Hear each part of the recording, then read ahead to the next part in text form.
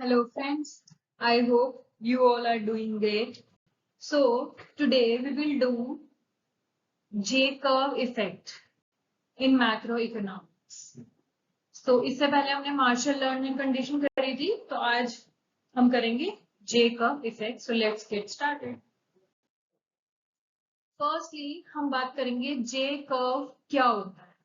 सो J curve एक economic theory है जो ये डिस्क्राइब करती है कि शॉर्ट रन और लॉन्ग रन इफेक्ट क्या पड़ेगा अगर एक कंट्री की करेंसी डीवैल्यू या डेप्रिशिएट हो जाए तब.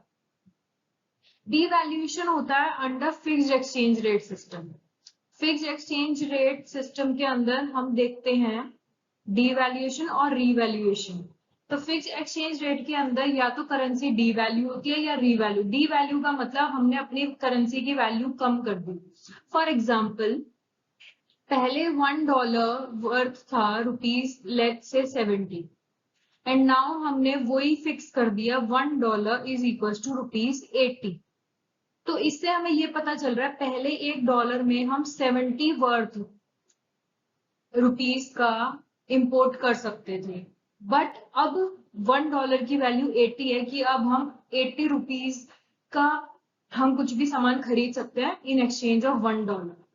इसका मतलब इंडियन जो करेंसी है वो डेप्रिशिएट हो गई है, मतलब डी वैल्यू हो गई है. ये जब हुई है जब हमने वैल्यू फिक्स कर दी under fixed exchange rate system. तो इसे हम कहते हैं डी वैल्यूएशन, कि हमने अपनी खुद की करेंसी की वैल्यू को कम कर दिया as compared to international currency. On the other hand depreciation और एप्रिसिएशन ये होते हैं under flexible exchange rate system. Flexible exchange rate system होता है due to market fluctuations. Flexible exchange rate के अंदर मार्केट की फ्लक्चुएशन डिटरमाइन करती है कि किस करेंसी की ज्यादा डिमांड है, किस करेंसी की कम डिमांड है, उसके हिसाब से हमारा एक्सचेंज रेट डिटरमाइन होता है. यहाँ पे क्या था, हमने फिक्स करा हुआ है कि पहले $1.70 है, अब $1 हमने खुद ने $1.80 कर दिया. तो ये गवर्नमेंट ने खुद किया है. Under fixed exchange rate system में कंट्री खुद डिटरमाइन करती है. बट वही चीज अगर मार्केट के जरिए हो कि मार्केट में डॉलर की ज्यादा डिमांड है as compared to Indian currency, तो क्या होगा, मार्केट में जब डॉलर की ज्यादा डिमांड होगी तो डॉलर की वैल्यू बढ़ जाएगी, ठीक है, और इंडियन करेंसी की वैल्यू कम हो जाएगी. तो जब यही चीज मार्केट फ्लक्चुएशन को कंसीडर करके करते हैं या मार्केट कंडीशन की वजह से होती है on the basis of currency की डिमांड और सप्लाई, वो हमें दिखाता है डेप्रिसिएशन. तो जेकब इफेक्ट ये कहता है कि डेप्रिसिएशन या डिवैल्यूएशन कुछ भी अगर फिक्स्ड एक्सचेंज रेट में हो या फ्लेक्सिबल में हो, अगर डिवैल्यूएशन या डेप्रिसिएशन होता है तो उसका एक कंट्री के ट्रेड बैलेंस पे क्या इफेक्ट पड़ता है. वो भी इफेक्ट को भी उन्होंने बाइफर्केट किया है कि शॉर्ट रन इफेक्ट क्या करता है और लॉन्ग रन इफेक्ट क्या करता है.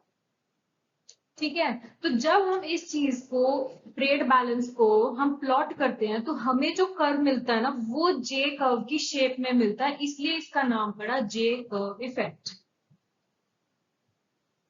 आई होप कि ये समझ आ रहा है कि जे कर्व इफेक्ट क्या दिखाता है कि अगर किसी कंट्री की करेंसी डेप्रिशिएट या डिवैल्यू होती है तो उसका उसके ट्रेड बैलेंस पे क्या इम्पैक्ट पड़ता है. इम्पैक्ट भी शॉर्ट रन क्या पड़ता है या लॉन्ग रन क्या पड़ता है, वो जे कर्व शो करता है. और इसका नाम जे कर्व इसलिए पड़ा क्योंकि जब हम ट्रेड बैलेंस को ग्राफिकल रिप्रेजेंटेशन करते हैं या विजुअलाइज करने की कोशिश करते हैं तो हमें कुछ जे शेप का कर्व मिलता है. ठीक है, अब बात आती है जे कर्व को थोड़ा समझ लेते हैं. पहले इफेक्ट क्या होता है, डिवैल्यूएशन. डिवैल्यूएशन डेप्रिसिएशन इन सबका सेम इम्पैक्ट पड़ेगा. तो एक ही चीज समझ के चलना, यूं मत सोचना कि डेप्रिसिएशन का अलग पड़ेगा डीवैल्यू का अलग पड़ेगा. सबका शॉर्ट रन और लॉन्ग रन इम्पैक्ट अलग अलग होता है. हम जनरली ये कहते हैं, मान लो हमारी करेंसी डेप्रिशिएट होगी तो हम ये नहीं कहते कि हाँ अरे इससे तो हमारी जो लेट्स से यूएसए और इंडिया है, पहले $1 में 70 रुपीज का मिलता था, अब वही $1 वर्थ हो गया रुपीज 80. तो हम ये नहीं कहते कि इस चीज से अब इंडियन के प्रोडक्ट्स जो हैं वो सस्ते हो गए, इसलिए इंडिया का एक्सपोर्ट बढ़ जाएगा और हम इंपोर्ट करेंगे नहीं, क्योंकि अब यूएस के गुड्स एक्सपेंसिव हो गए। तो इससे हमारा ट्रेड बैलेंस इंप्रूव होगा। हम ये कहते हैं जनरल जो हमारी थिंकिंग है, जो कि सही है, बट ये जो इम्पैक्ट है ना, ये शॉर्ट रन में नहीं होता, इसका भी एक टाइम फ्रेम होता है। तो ये जो कॉन्सेप्ट जो हम पढ़ते हैं, ये लॉन्ग रन का कॉन्सेप्ट होता है रेदर देन शॉर्ट रन। ठीक है, वो कैसे? अब हम यहाँ पे बात करते हैं कि अगर मान लो डीवैल्यूएशन हो जाता है तो उससे क्या इम्पैक्ट पड़ेगा। शॉर्ट रन इम्पैक्ट क्या पड़ेगा? After a currency is devalued या डेप्रिशिएशन मान लो हो जाता है किसी भी करेंसी का, एक कंट्री का बैलेंस, ट्रेड बैलेंस में इनिशियली वर्स होगा। अब आप कहोगे वर्स क्यों होगा? हमने तो कहा है कि एक्सपेंसिव हो जाएंगे बाहर के गुड तो हम इंपोर्ट कम करेंगे, हमारे गुड सस्ते हो जाएंगे तो हम एक्सपोर्ट ज्यादा करेंगे, तो ये तो बेनिफिशियल है। लेकिन नहीं, सबसे पहले ये कह रहे हैं अगर करेंसी डिवैल्यू या डेप्रिशिएट होती है तो इनिशियली वो वर्स करेगा। वो कैसे? This happens because the price of imports rise immediately. Price बढ़ गए, जो यूएस से हम प्रोडक्ट मंगवाते थे वो तो एक्सपेंसिव हो गए प्राइस चेंज होने से। ठीक है, while the volume of export may not increase right away। अब आप एक बात बताओ, आप कोई भी इंडिया में कोई भी मार्केट मान लो 100 यूनिट्स का एक्सपोर्ट करती है वो, ठीक है, और हम यूएसए से मंगाते हैं वो तो एक्सपेंसिव हो गए, हम जो एक्सपोर्ट करते हैं वो 100 यूनिट्स करते थे, इसके प्राइस कम हो गए, तो क्या हम आज की तारीख में ही 100 से इसको 200 ले जाएंगे? एकदम तो हम अपने एक्सपोर्ट्स को नहीं बढ़ा सकते ना, कि आपके बोलने की देर है, हमने तो प्रोडक्शन एक्सेस प्रोडक्शन तो नहीं रखते कि हम इतनी रख रहे हैं कि अगर हमें एक्सपोर्ट आज के टाइम में हम 100 यूनिट्स कर रहे हैं तो एक ही सेकंड में हम ये तो नहीं कह सकते ना 1 घंटे में हम आपको 100 की जगह 200 गुड भी एक्सपोर्ट कर देंगे, ऐसा नहीं हो सकता। तो इसीलिए ये कह रहे हैं कि जब प्राइस इंपोर्ट का बढ़ता है तो जो वॉल्यूम है ना हमारे एक्सपोर्ट का, जो हम एक्सपोर्ट कर रहे हैं आज की तारीख में, वो एकदम से इंक्रीज नहीं होता है। Exporters might take some time to adjust their price to ramp up production. हर बंदा जो सप्लाई करता है, जो प्रोड्यूसर होता है, वो डिमांड को एक्सपेक्ट करके फिर उतनी प्रोडक्शन करता है। अब ये कह रहे हैं अगर मान लो हमारे एक्सपोर्ट्स की डिमांड, हमारे प्रोडक्ट्स की डिमांड यूएसए में बढ़ रही है और वो आज के टाइम पे बढ़ गई, तो एकदम हम प्रोडक्शन इंक्रीज नहीं करेंगे, हमें थोड़ा सा टाइम लगेगा अपने सेटअप को बनाने में, प्रोडक्शन को इंक्रीज करने में। मान लो पहले हम 8 घंटे की ड्यूटी करते थे, अब हम 12 घंटे की करने लग जाएंगे to meet the increased demand and so on, and importers might not switch to domestic goods immediately। अब ये भी नहीं हो सकता कि हम यूएसए से गुड मंगा रहे हैं और आज वो महंगा हो गया तो एक सेकंड में तो हम ये नहीं कर सकते ना कि अब अभी हम 1000 यूनिट्स मंगाते थे यूएसए से, अब उसका प्राइस डबल हो गया तो मैंने ऑन द स्पॉट मैंने 1000 से 0 पे लिया है, ऐसा तो नहीं हो सकता। क्योंकि उन प्रोडक्ट्स के बेसिस पे हमारी हो सकता है कोई डोमेस्टिक प्रोडक्ट जो हम बनाते हैं उसका रॉ मटेरियल वहां से आ रहा हो, तो एक सेकंड में तो वो भी नहीं होगा कि आज हुआ और 1 घंटे के अंदर हमने एक्सपोर्ट इंपोर्ट सब खत्म कर दिया। तो इसलिए कह रहे हैं शॉर्ट रन इम्पैक्ट क्या करता है, इनिशियली ट्रेड बैलेंस को वर्स करता है। प्रोड्यूसर्स अपने एक्सपोर्ट्स को बढ़ा नहीं पाते और हम जो इंपोर्ट कर रहे हैं वो हम इंपोर्ट भी रोक नहीं पाते। तो इसका मतलब क्या हो गया, इसका क्रक्स आपने क्या निकाला कि जो हम इंपोर्ट कर रहे हैं चाहे वो महंगा हो गया है फिर भी हम इंपोर्ट उतना ही कर रहे हैं, और जो एक्सपोर्ट जो हम कर रहे हैं जो कि अब सस्ता है, जो हम इंक्रीज नहीं कर पा रहे, तो यही तो हो गया ना, मेरा इंपोर्ट का जो अमाउंट है अब वो ज्यादा हो गया एज कंपेयर टू एक्सपोर्ट। मैं 1000 यूनिट यूएसए से मंगा रही थी, आज के टाइम पे भी मैं वो ही मंगा रही हूँ चाहे उसका प्राइस 10 से 20 हो गया, ठीक है, तो मेरी कॉस्टिंग तो ज्यादा लग गई, इंपोर्ट में मैंने डबल खर्चा कर दिया क्योंकि प्राइस वहां का डबल हो गया। ऑन दी अदर हैंड अगर मैं अपने एक्सपोर्ट की बात करूं, आज मैं 100 यूनिट एक्सपोर्ट कर रही हूँ तो 100 से 200 तो एक दिन में कर नहीं दूंगी, तो मैं वही 100 बेच रही हूँ वही कम प्राइस पे क्योंकि हमारी करेंसी डेप्रिशिएट हो गई। तो इसका मतलब क्या हो गया, हमारा आउटफ्लो ज्यादा हो गया, इनफ्लो कम आ रहा है, तो इनिशियली हमारा ट्रेड बैलेंस वर्स होगा। ठीक है, अब आगे बढ़ते हैं। ट्रेड बैलेंस हमारा वर्स होगा तो इन द शॉर्ट रन, अगर हम शॉर्ट रन की बात करें हायर कॉस्ट ऑफ इंपोर्ट, हमारी जो इंपोर्ट जो हम करते हैं उसका कॉस्ट तो बढ़ जाएगा क्योंकि फॉरेन करेंसी अप्रिशिएट, उसका प्राइस बहुत बढ़ गया है, वो एक्सपेंसिव हो चुकी है। And the lag in the increase in export, जो हमें टाइम लगेगा अपने एक्सपोर्ट्स को बढ़ाने में, उसकी वजह से हमारा ट्रेड बैलेंस खत्म, मतलब डिटोरिएट होगा, मतलब और खराब हो जाएगा। आई थिंक समझ आ गया है, फिर भी नहीं आया तो एक बारी और देख लेती हूँ। मान लो यूएसए है एंड हम है इंडिया। हम यूएसए से लेते हैं 500 units at the rate of let's say 10 dollars, एक प्रोडक्ट है $10। वही इंडिया यूएसए को भेजती है या सेल करती है, एक्सपोर्ट करती है 600 यूनिट्स, जिसका प्राइस है लेट्स से 90, ठीक है, 90 रुपीज। अभी यहाँ पे अगर हम डॉलर और इसका मान लो ये 10 की जगह 1 ले लेती हूँ, अभी $1 जो है वो 90 रुपीज है। अब मान लो $1 90 पे था तो ये ट्रांजेक्शन होती थी 500 यूनिट्स और 600 यूनिट्स। अब $1 जो है ना 100 रुपीज हो चुका। अब क्या होगा, अब हमें 500 के लिए $1, अब हमारी एक्सपेंसिव हो चुका है ये गुड।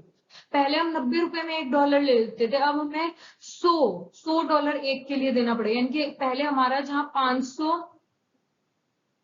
590 मतलब $1 इज इक्वल टू 90 था, तो 5 9 जा 45 रुपीज में हमें 500 यूनिट्स मिल जाती थी। और अगर हम अब कहें तो अब $1 हो सकता है 100, तो अब हमें 50,000 रुपीज देने पड़ेंगे for the same 500 units.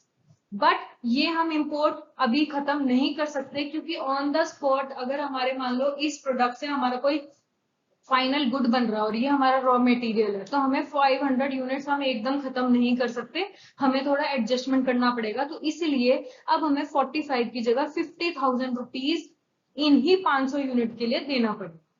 On the other hand अब हमारा जो गुड है जो हम एक्सपोर्ट कर रहे हैं 600 यूनिट्स, अब वो हो चुका है सस्ता।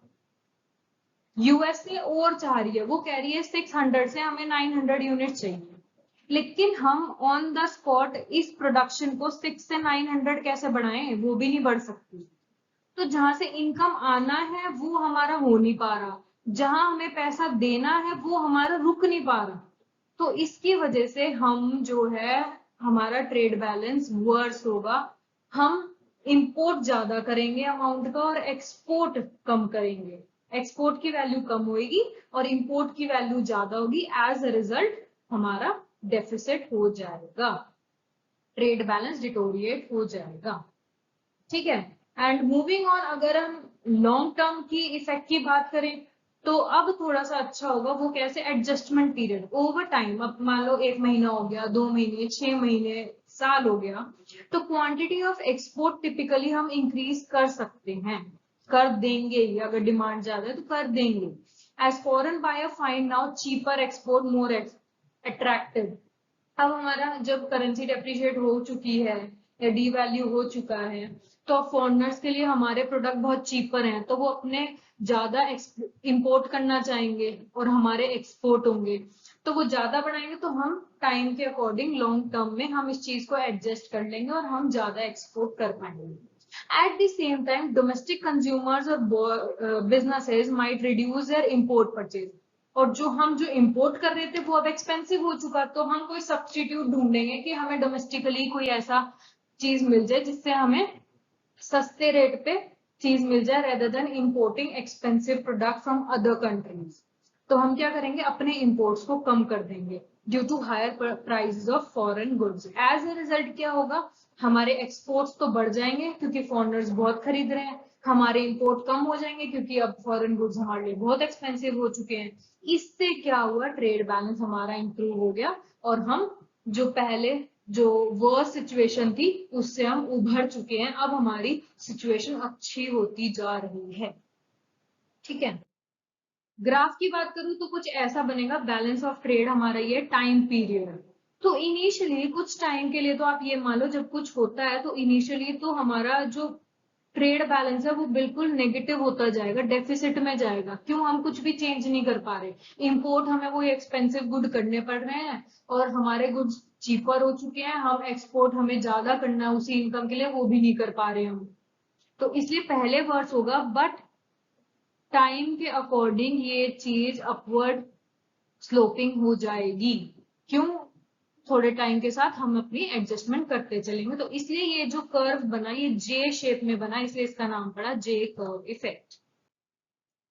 अब बात आते हैं कौन से फैक्टर्स है जो इन्फ्लुएंस करते हैं जे कर्व को।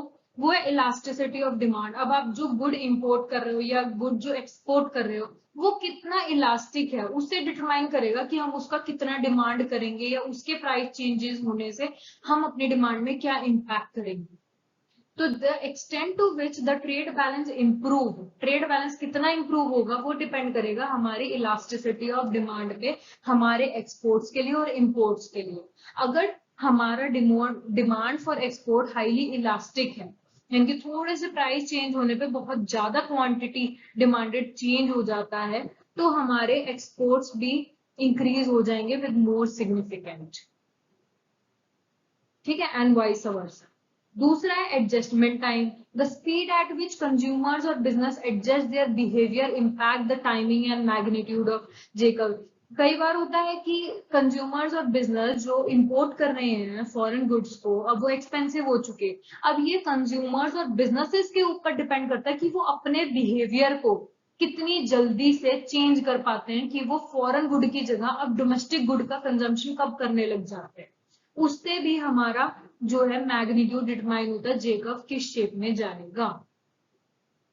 अब आज एक दो टाइप के पर्सन होते हैं, एक होते हैं जो हैबिचुअल हो गया मान लो किसी फॉरेन गुड के, तो वो चाहे प्राइस बढ़ जाए तो वो मूव तो करेगा इंडियन की तरफ, बहुत धीरे बहुत टाइम लेके करेगा। और दूसरा एक है जो प्राइस बढ़ते ही हो सकता है, हाँ विद इन 10 days वो दूसरा प्रोडक्ट इंडियन प्रोडक्ट को कंज्यूम करने लग जाए।